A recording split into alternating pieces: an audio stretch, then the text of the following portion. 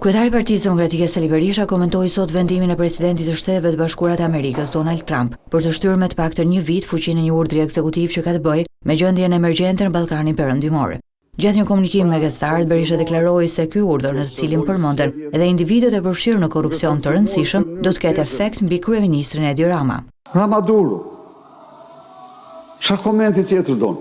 3 javë më parë, një zyrtar i lartë i Departamentit të Drejtësisë solli këtu mesazhin e Ministrit të Drejtësisë së Shteteve të Bashkuara, me të cilin kërkon që Shqipëria të merret me kartelet e saj të drogës. Po për kë bien këto kampana? Më thuj mua.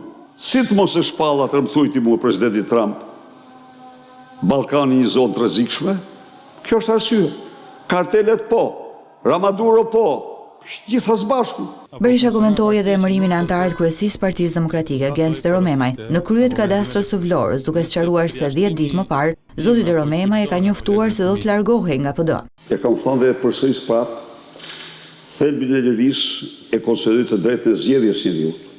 Ai ka bërë një zgjedhje, ka marrë një funksion, ka marrë një post, të cilin një demokrat se mirë të kur, por zgjedhja është e tij. Gens Deromemaj ka garuar me Partinë Demokratike për Bashkinë e Vlorës në vitin 2015. Ai ka qenë edhe kryetari i degës PD-s në këtë qytet. Në shtatorin e vitit 2021, Deromemaj ishte ndër të parët që doli kundër Lulzim Bashës se u bashkua me lëvizjen e Sali Berishës. Ai u zgjodh në kryesinë e Partisë Demokratike në vitin 2022 dhe në Këshillin Kombëtar. Pas publikimit të lajmit se Gens Deromemaj u emërua drejtori i kadastrës së Vlorës, PD-i ka hequr emrin e tij nga lista e antarëve të kryesisë, edhe pse emri i tij mbetet ende tek antarët e Këshillit Kombëtar.